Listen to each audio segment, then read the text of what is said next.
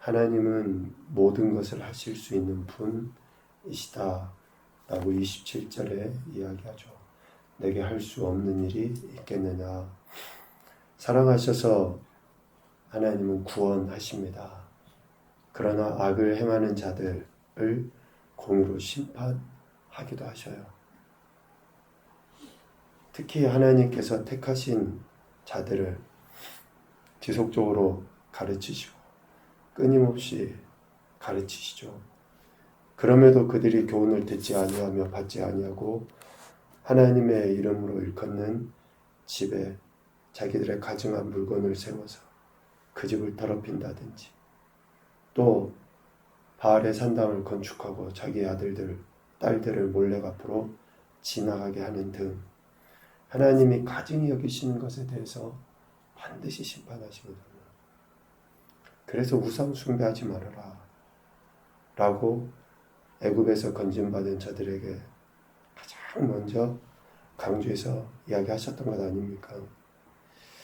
그렇게 경고하셨음에도 불구하고, 가르치되 끊임없이 가르치셨음에도 불구하고 이렇게 우상 숭배하는 자들에 대해서 하나님이 경노하심으로 심판하십니다. 갈대아인의 손, 바벨론의 느부갓네살 왕의 손에 넘기셔버리죠. 28절. 그렇게 넘기셔서 택함받은 자들이 칼과 기근과 전염병으로 말미암아 고통스러워합니다. 하나님의 심판으로 인해서 바벨론 왕의 손에 넘긴 바 되어서 칼과 기근과 전염병으로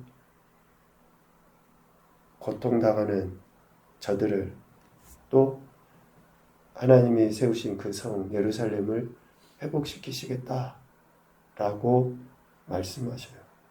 오늘 36절 이하에 그 이야기를 하십니다. 하나님께서 택하신 백성이 악행과 죄를 많이 행하는 것에 대해서 하나님이 결코 간과하지 않으시는 거예요.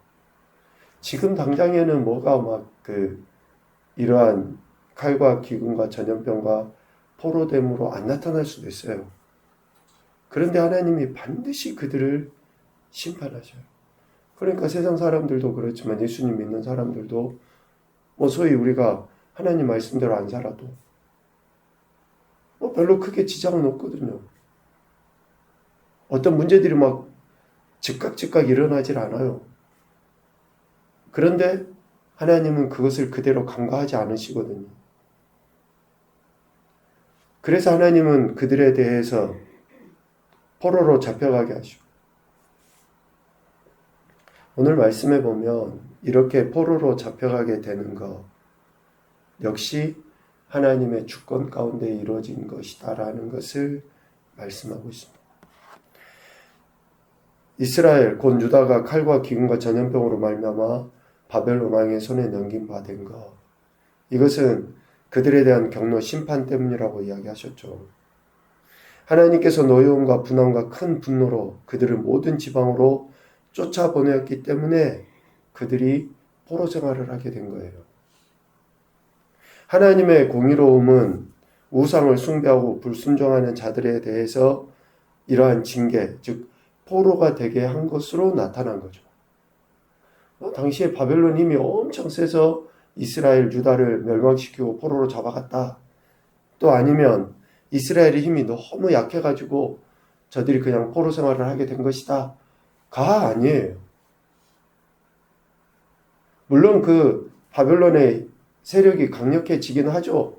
그러나 이스라엘이 포로로 잡혀가게 된 것은 하나님의 주권적 허용하신 가운데 이루어진 거예요. 하나님께 불순종한 것의 결과인 거예요. 우리 삶의 현장의 갈등도 문제도 여러 가지 일들도 우리가 하나님과의 관계를 먼저 점검해야 돼요. 우리 각자가. 하나님 앞에서의 태도, 내가 하나님 앞에 하나님 말씀에 대한 어떤 태도를 취하고 있는지, 이런 것들을 우리 각자가 점검을 하는 거죠. 하나님의 주권하신 가운데 모든 것이 이루어지고 있다는 것을 우리는 그러한 태도를 가지고 신뢰를 보여야 되는 거예요. 이렇게 이스라엘의 포로됨은 하나님의 주권 가운데 이루어지죠. 그런데 하나님은 때가 되면 그 포로되었던 자들을 모아들여서 다시 예루살렘으로 돌아오게 하여 안전하게 살게 하실 것을 말씀하십니다. 37절 하반부에 모든 지방에서 그들을 모아들여 이곳으로 돌아오게 하여 안전히 살게 할 것이다 라고 이야기해요. 왜 하나님께서 그들을 다시 돌아오게 하여서 안전히 살게 하십니까? 왜? 비록 그들의 악행으로 인해서 그들을 포로로 내보내기는 했지만, 잡혀가기는 했지만, 그들은 여전히 하나님의 백성이고 하나님은 그들의 하나님이시기 때문에 그래요. 38절 그들은 내 백성이 되겠고 나는 그들의 하나님이 될 것이다. 이것은 미래형으로 이야기하신 게 아닙니다. 이미 출애굽기 이후부터 하나님이 계속 말씀해 오신 거 아니에요? 그들은 하나님의 백성이고 하나님은 그들의 하나님이시기 때문에, 그래서 아브라함부터 시작한 이스라엘이라고 이야기하지만 나라도 아니고 민족도 아니고 아무것도 없는 아브라함부터 하나님께서는 그들의 하나님이셨고 그들은 하나님의 백성이었어요. 그래서 그들을 징계하시고 포로로 잡혀가기도 하시지만 또 그들을 포로에서 돌아오게 하셔서 안전히 살게 하시는 것입니다. 그들을 결코 포기할 수 없는 이유가 바로 이거예요. 하나님이 택하셔서 백성 삼아 주셨기 때문에 결코 포기할 수 없어요. 아무리 말 안 듣고 고집 피우고 교만하고 하나님이 싫어하는 일만 골라서 한다 할지라도, 그러니 얼마나 하나님이 우리 인간적인 표현으로 보면 스트레스를 받겠어요. 얼마나 그냥 짜증이 나지 않을까요?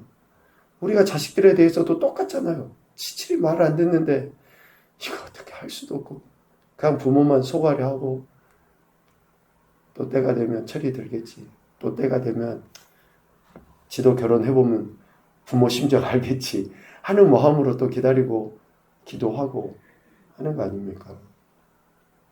이렇게 하나님께서는 사랑하시기 때문에 백성으로 삼아주셨기 때문에 택하신 백성 그들에 대해서 다시 기회를 주시는 거죠.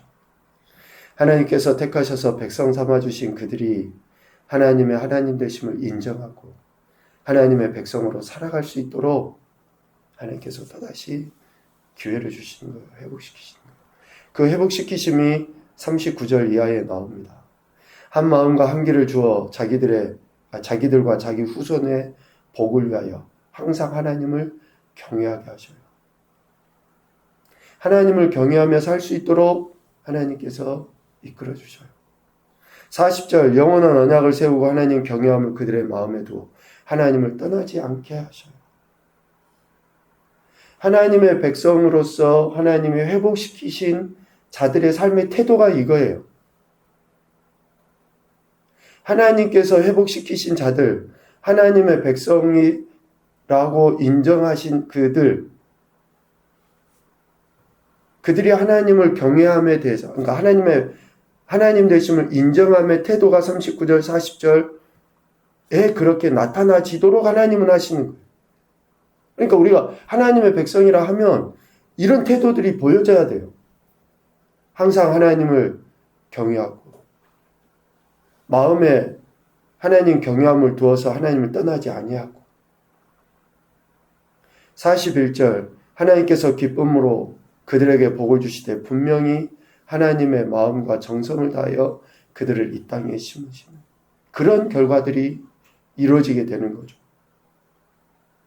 하나님 경외하는 자들에 대해서 하나님께서 이러한 은혜들을 주신다라는 거죠. 하나님은 택하신 백성에게 큰 재앙을 내리시기도 하십니다.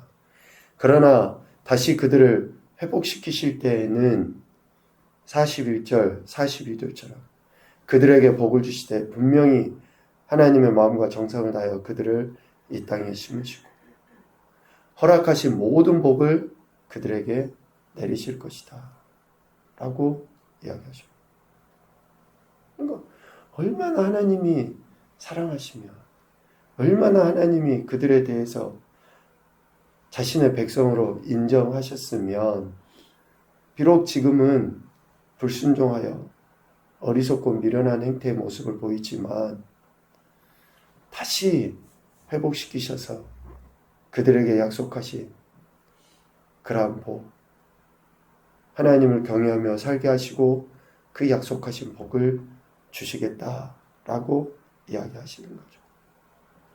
이렇게 하나님의 회복시키심이 있을 것을 말씀하시고 하나님의 회복시키실 때에는 43절과 44절 말씀처럼 황폐하여 사람이나 짐승이 없으며 갈대아인의 손에 넘김받았던 이 땅 예루살렘에서 사람들이 밭을 사고 증서를 기록하여 봉인하고 증인을 세우게 돼. 그러니까 이제 어느 누구도 하나님께서 회복시키시고 이 땅에 정착하여 살게 하셨다라고 하는 것을 무시하지 못하고 거절하지 못하고 증서를 사서 봉인하고 증인을 세워서 그렇게 하나님이 우리를 이 땅에 살게 하셨다라고 하는 것을 드러내 보이도록 그렇게 하신다라는 거죠.